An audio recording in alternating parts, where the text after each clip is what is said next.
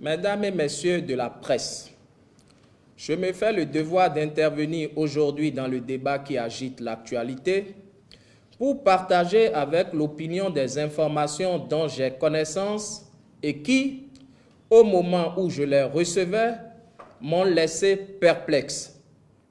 Je précise tout de suite qu'en raison de leur teneur, j'en avais néanmoins, à l'époque, informé le président de la République qui m'avait simplement invité à les banaliser. Mais avec le recul, au regard des développements actuels de l'actualité, ces informations révèlent toute leur gravité, mais aussi tout leur caractère nuisible.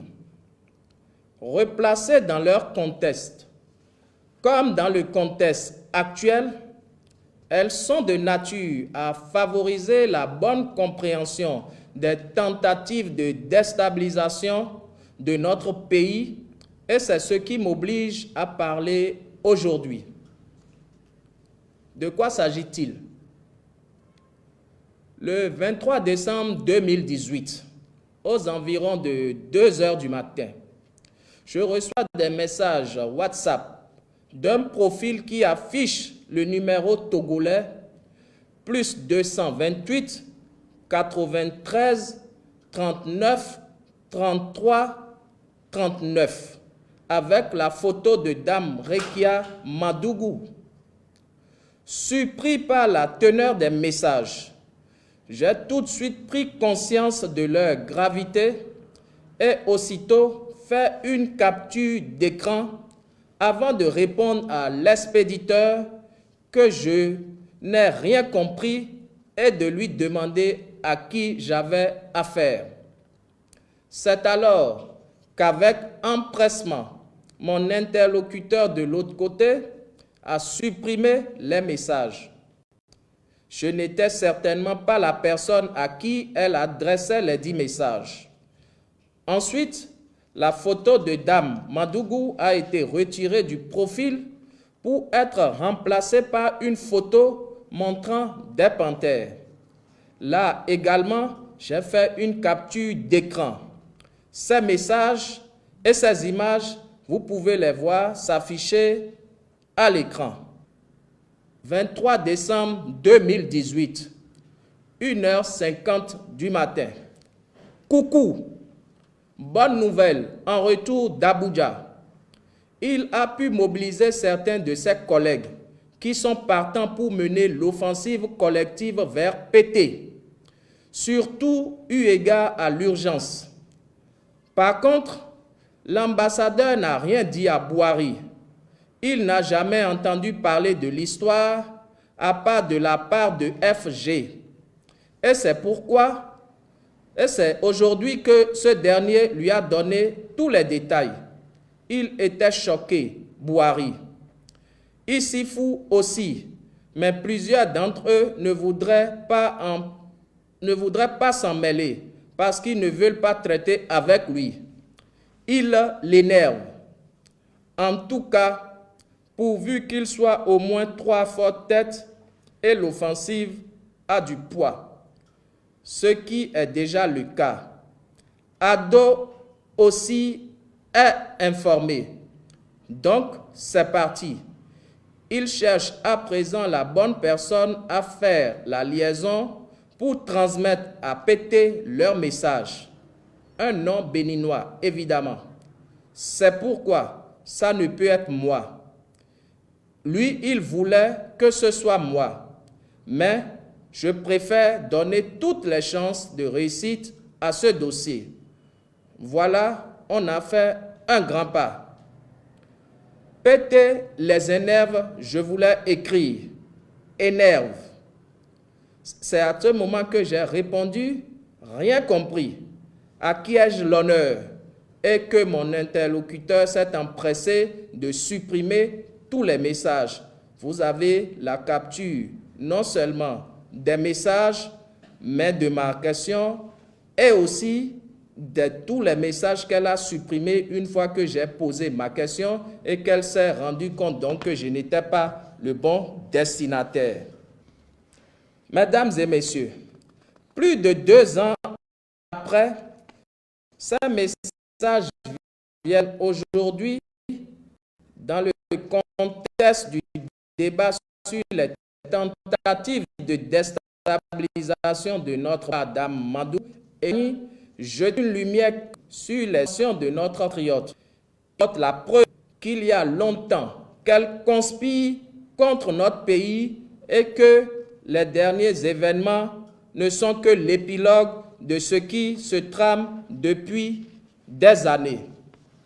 Évidemment, chers amis journalistes, je ne saurais dire quelle est la part de vérité ou de mythomanie qui apparaît dans ce que nous venons de lire, car il n'est pas exclu aussi que l'auteur des messages soit dans la logique de surfaire sa réputation afin de convaincre le réel destinataire. Mais ce qui est certain, c'est que ces messages sont suffisamment clairs pour attester du dessein de leur auteur. À ce propos, il me paraît utile de faire quelques clarifications. Nous retournons donc à l'écran pour voir la retranscription. La date, d'abord, le 23 décembre 2018, est voisine de celle venue d'une rencontre de la CEDEAO à Abuja. Dans la période, le président Patrice Talon n'y était pas.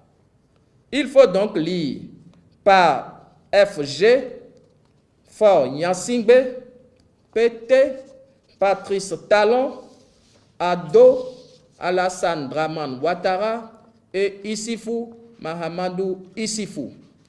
Vous noterez par ailleurs qu'en décembre 2018, nous sommes à quelques mois des élections législatives de 2019 et vous noterez surtout qu'après ces législatives ont été boycottées par l'opposition et ont donné lieu à des actes de vandalisme. Mesdames et messieurs, l'on peut en toute objectivité se demander pourquoi c'est moi qui ai reçu ces messages, car l'expéditeur les ayant automatiquement supprimés quand j'ai demandé à qui j'avais affaire. Cela induit que je n'en étais pas le vrai destinataire. Dame Madougou s'est en effet mélangé dans son répertoire. Ces messages WhatsApp parvenus sur mon téléphone par erreur, sans autre interprétation que son auteur, Dame Madougou, est tout sauf la patriote prétend être au point d'aspirer à nous diriger contre vents et marées, faute de quoi elle est prête à provoquer le chaos dans notre pays.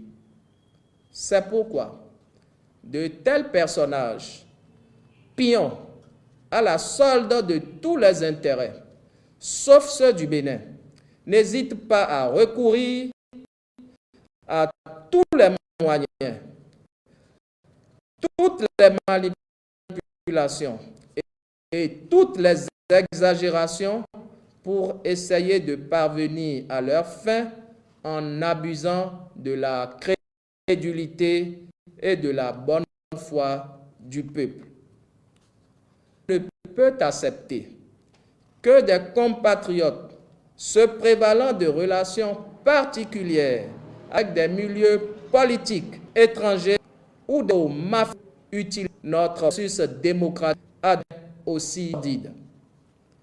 Ceci vient montrer, une fois encore, de mon point de vue, la pertinence des réformes politiques que nous avons opérées, notamment celle de l'institution du parrainage qui permet aux élus d'apprécier non seulement l'ancrage politique, mais aussi la moralité des aspirants à la magistrature suprême dans notre pays. Je ne pouvais pas continuer de me taire et de ne pas éclairer l'opinion publique étant un témoin vivant et détenant des preuves irréfutables que Dame Mandougou est mal intentionné et conspire depuis bien longtemps contre notre pays. Mon téléphone reste disponible pour toute expertise qu'il plairait à la justice béninoise d'ordonner aux fins d'authentifier les messages. Je vous remercie.